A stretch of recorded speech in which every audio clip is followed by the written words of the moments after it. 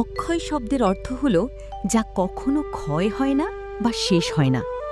কিন্তু আপনি কি জানেন, এই অক্ষয় তৃতীয়ার পুণ্যতিথিতেই লুকিয়ে আছে এক চিরন্তন বন্ধুত্বের গল্প। আজ আমরা শুনব কিভাবে এক মুঠো খোঁদেই বদলে গিয়েছিল দরিদ্র ব্রাহ্মণ সুদামার ভাগ্য। কেন আজও এই দিনটি দান এবং আশীর্বাদের জন্য শ্রেষ্ঠ, চলুন জেনে নিই।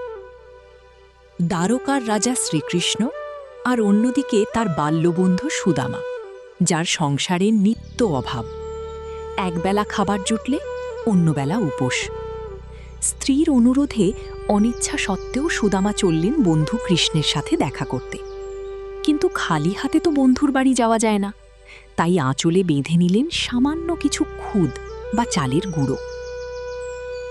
ছেঁড়া পোশাকে সুদামাকে দেখে দ্বারকার রক্ষীরা হাসাহাসি করলেও স্বয়ং শ্রীকৃষ্ণ সিংহাসন ছেড়ে ছুটে এলেন, নিজের হাতে বন্ধুর পা ধুইয়ে দিলেন।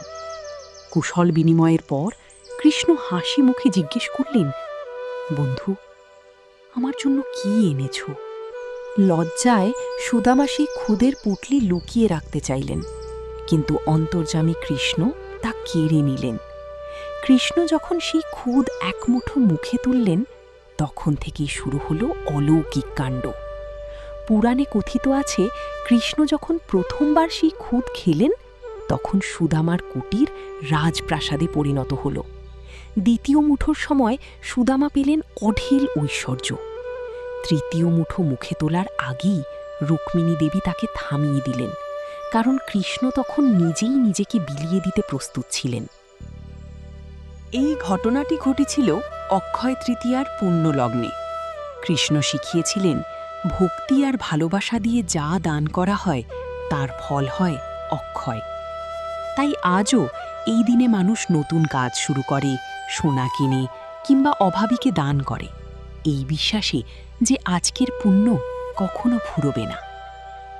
আপনি কি এই অক্ষয় তৃতীয়ায় কাউকে সাহায্য করার সংকল্প নিয়েছেন? কমেন্টে জানান। ভিডিওটি ভালো লাগলে লাইক করুন এবং আমাদের চ্যানেলটি সাবস্ক্রাইব করে পাশে থাকুন। সবাইকে জানাই অক্ষয় তৃতীয়ার আন্তরিক শুভেচ্ছা।